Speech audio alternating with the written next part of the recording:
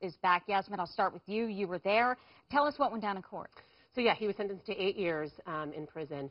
And Phaedra Parks was not there. Apollo was there on his own. His mom and his brother were actually there as well. Now, there were two variances that the defendant's lawyer tried to talk about. One variance was about his upbringing. So he had his mother and his brother talk about how he had been brought up. His mom was actually a cocaine addict when he was a child.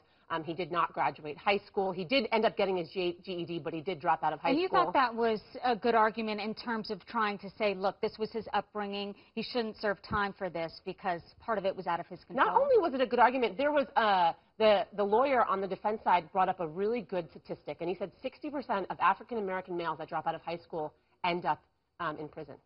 What was his reaction? Astounding. What was his reaction to the 8 years? Apollo was actually very composed the entire time. He was very composed. The only person that was showing a lot of emotion was his mom. She obviously felt very much at fault. She spoke to the court. She says, I wasn't a mother. I wasn't an appropriate mother. I was a cocaine addict. I was in and out of prison. I had, no husband, no father. Apollo had no father. Was he taken into custody when he heard the sentence, 8 years? No, so ultimately it's voluntary. He's going to be able to volunteer himself up. He's going to have to wait until the prison system tells him where he's going to be going. But what the judge is doing is he's granting him he's going to be able to do a drug and rehabilitation program in prison, which will likely reduce his sentence once he's in prison.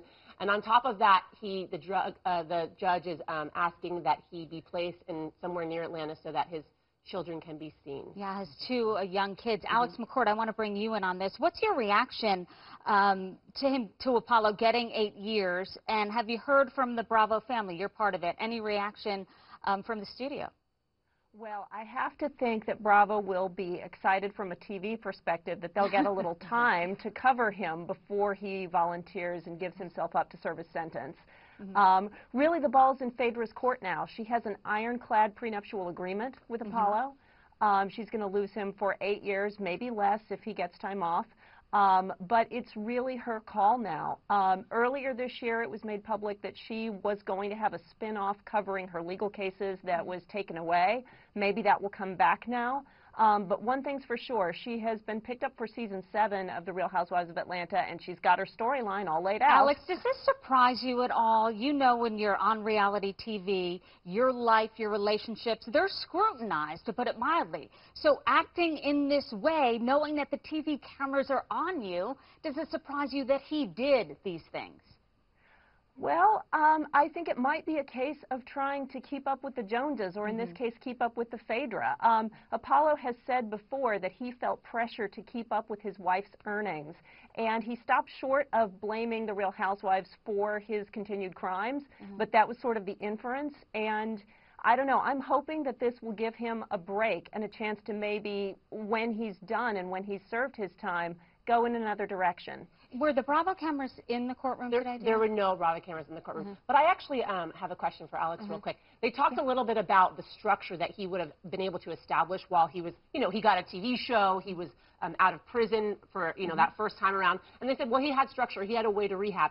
What kind of pressure does being on reality television really, do to a guy like that? Someone who's already, 10 steps back. Oh, it is a pressure cooker. Reality TV can make you crazy. You second guess every single thing you do. You always want to look good. You always want to hide the bad, highlight the good, and ultimately you have no control over it. It can make people crack up. Yeah, or maybe we can't blame Bravo or reality TV for this. Maybe he was this way. Yeah, he was this way. Were you surprised at 8 years, Ebony? I was. With the federal guidelines, they're not mandatory, but they're very stringent, and they leave the judge with very little discretion. And he was facing up to 30 years. And Yasmin talked about the departure efforts made by the defense lawyer, and neither one of them were successful, the other being to reduce his criminal history standing from a 5 to a 4 because his prior crimes weren't that violent in nature. The judge wasn't buying it, as Yasmin told us, so I was expecting closer to 15 years. So that's a pretty good deal for Apollo, considering he just came off of a 5-year bid for a similar racketeering charge. The big case that was being made in order to reduce his from the 5 to the 4 was, hey, when you were 23 years old, all your crimes stopped, but they stopped because you went to prison. Right. So the only reason why there's a gap between 23 and 30 when you actually got out of prison was because you were in prison. We're and talking you had about no a lot of opportunity. years here. Will he serve the full term? How does that work? How does it break down? Well, Yasmin talked about the fact that the judge gave him this drug rehabilitation an opportunity. And look, our justice system is designed to rehabilitate. So if Apollo takes advantage of this and he does well in the treatment program, certainly you will see his lawyer go back to court and ask for a reduction or some type of mitigation. So it's not going to be like a Lindsay Lohan. She gets a year, she serves 2 days. He's not serving 30 days. No, no. Apollo's going to do real time. Again, this is the federal sentencing structure, a much more stringent circumstance and vacuum.